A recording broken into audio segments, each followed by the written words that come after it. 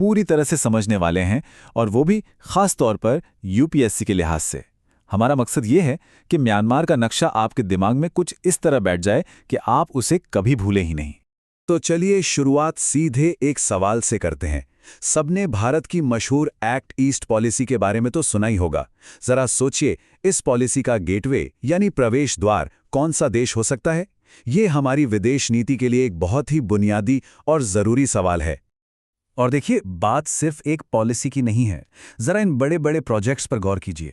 तालादान multi modal project, Bharat Myanmar Thailand trilateral highway, ये सारे projects जो भारत को दक्षिण पूर्व एशिया से जोड़ने का दम रखते हैं, वो सब एक ही देश की तरफ इशारा कर रहे हैं।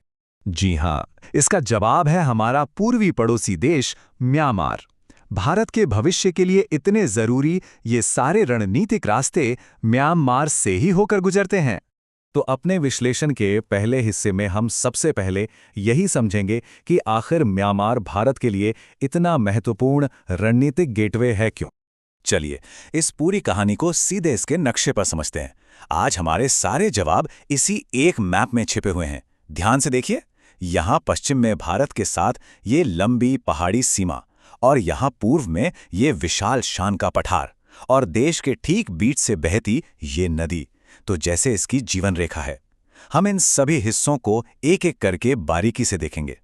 तो सबसे पहले बात करते हैं इसकी फिजिकल बनावट की। म्यांमार कुदरती तौर पर पहाड़ों और पठारों की दीवारों से घिरा हुआ है। यही इसकी सीमाओं और इसके पूरे भूभाग को एक शक्ल देते हैं। देखिए, म्यांमार की बनावट को समझना बहुत आसान है। इसके पश्चिम में है अराकान योमा पर्वत श्रृंखला, जो भारत के साथ एक कुदरती दीवार की तरह खड़ी है, और इसके पूर्व में फैला हुआ है विशाल शान पठार। तो एक तरफ पहाड़, दूसरी तरफ पठार। और इन पहाड़ों को हल्के में मत लीजिएगा। म्यांमार की जो सबसे ऊंची चोटी है, हकाकाबो राजी, वो करीब करीब 5881 मीटर ऊंची है। ये देश के उत्तरी इलाके में पड़ती है। और सबसे मजेदार बात जानते हैं क्या है? ये हकाकाबो राजी कोई अलग थलग चोटी नहीं है। ये असल में महान हिमालय का ही पूर्वी विस्तार है। तो ये कनेक्शन याद रखना इसे और भी आसान बना देता है। तो चलिए अब ऊंचे ऊंचे पहाड़ों से उतरते हैं और देश के उपजाऊ मैदानों की तरफ चलते हैं, जहां बहती हैं यहाँ की जीवन रेखाएं, यानी यहाँ की नदियां। और हाँ, नदियों पर जाने से पहले एक बहुत ही बढ़िया एग्जाम ट्रिक। बस ये 3 अक्षर याद कर लीजिए, ISS। ये नदियां आपको हमेशा के लिए याद हो जाएंगी। तो ISS का मतलब है इरावती, साल्वेन और सित्तांग। ये वो 3 प्रमुख नदियां हैं जो म्यांमार के पूरे लैंडस्केप को बनाती और संवारती हैं। इनमें भी जो इरावती नदी है, उसे तो म्यांमार की रीढ़ की हड्डी कहा जाता है। ये उत्तर से दक्षिण की ओर बहती है और बंगाल की खाड़ी में एक बहुत बड़ा और उपजाऊ डेल्टा बनाती है, जो इस देश का एग्रीकल्चरल हार्टलैंड है। अच्छा, अब फिजिकल ज्योग्राफी से थोड़ा आगे बढ़ते हैं और ह्यूमन और पॉलिटिकल ज्योग्राफी की तरफ चलते हैं। अब हम बात करेंगे सीमाओं की, शहरों की और एक बहुत ही जरूरी जियोपॉलिटिकल कॉन्सेप्ट की। भारत और म्यांमार के बीच एक बहुत लंबी सीमा है, करीब 1643 किलोमीटर। ये सिर्फ एक नंबर नहीं है, बल्कि रणनीतिक तौर पर यह बहुत ही महत्वपूर्ण लंबाई है।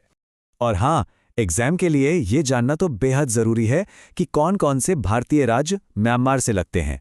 इन्हें उत्तर से दक्षिण के क्रम में याद रखिए।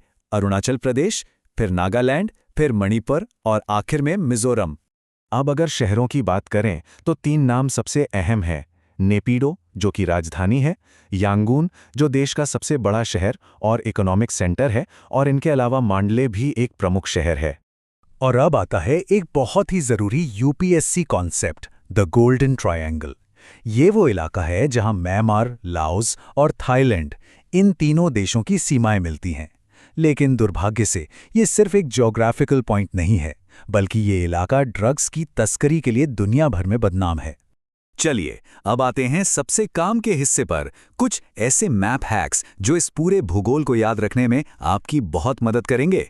म्यांमार का मैप याद रखने के लिए बस ये 3 आसान ट्रिक्स हैं। पहली, इसके आकार को एक डायमंड या पतंग जैसा सोचिए। दूसरी, इरावती नदी को देश की रीढ़ की हड्डी की तरह देखिए। और तीसरी, पहाड़ों को याद रखिए, पश्चिम में अराकान योमा और पूर्व में शान पठार। बस आइए इस टेबल से एक फटाफट रिवीजन करते हैं। राजधानी क्या है? नेपिडो। मुख्य नदी इरावती। सबसे ऊंची चोटी हकाकाबो राजी। पश्चिम में पर्वत अराकानियोमा और पूर्व का इलाका शान पठार। देखिए, सब कुछ एक ही जगह पर। और अब एक बिल्कुल तेज 5 सेकंड का रिवीजन। भारत के पूर्व में इरावदी नदी, पश्चिम में अराकानियोमा, पूर्व में शान पठार, राजधानी नेपिडॉ। हो गया। यही हैं सबसे मुख्य बातें। तो अब जब म्यांमार का भूगोल हमारे दिमाग में पूरी तरह बैठ गया है, तो एक बड़ा सवाल ये उठता है कि म्यांमार के अंदर की जो राजनीतिक उथल-पुथल है, वो भारत के लिए इसके रणनीतिक महत्व पर क्या असर डालती है। ये एक ऐसा सवाल है जो हमें नक्शे से आगे